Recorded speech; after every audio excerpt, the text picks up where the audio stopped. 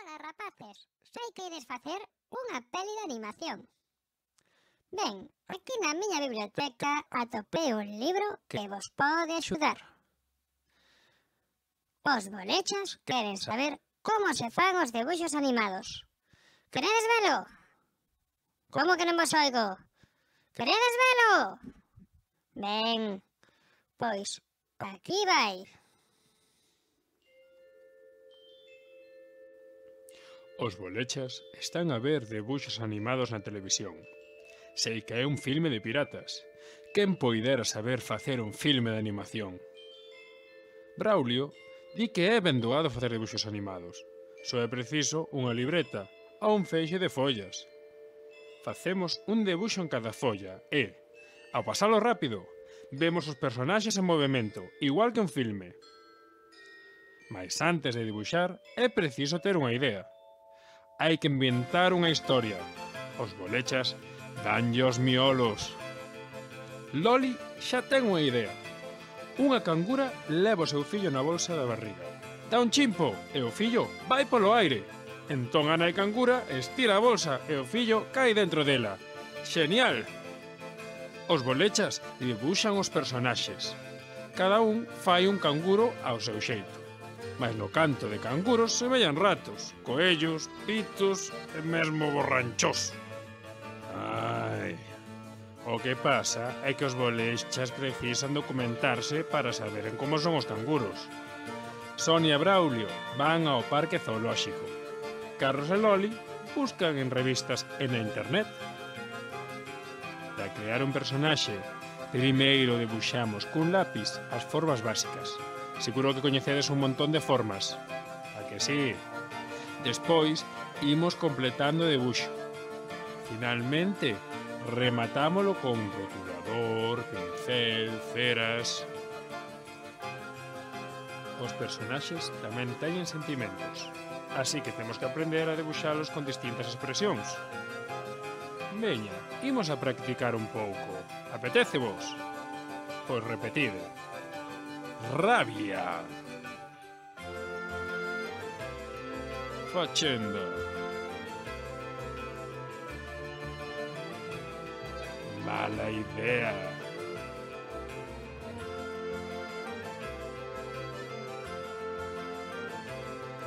Risa. Tristura.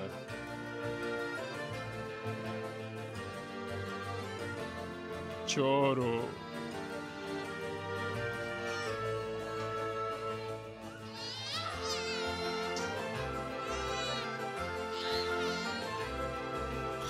Cansanzo.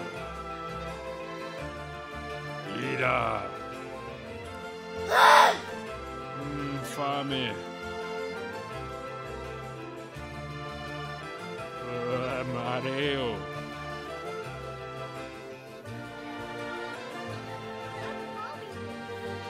Timidez.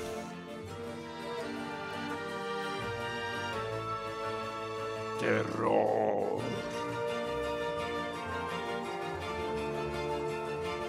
Para que o personaxe se mova, precisamos facer moitos debuxos. O personaxe vai mudando a posición en cada debuxo. Neste caso, mamá cangura prepárase para dar un chimpo, despégase do chan e cando vai polo aire, salle disparado ao fillo. Finalmente o canguro pequeno cae na bolsa da nai. Este é un exemplo dunha animación con tatá e máis chispa. En cada debuxo, os personaxes mudan un pouco a súa posición. Imos animar unhas cantas imaxes.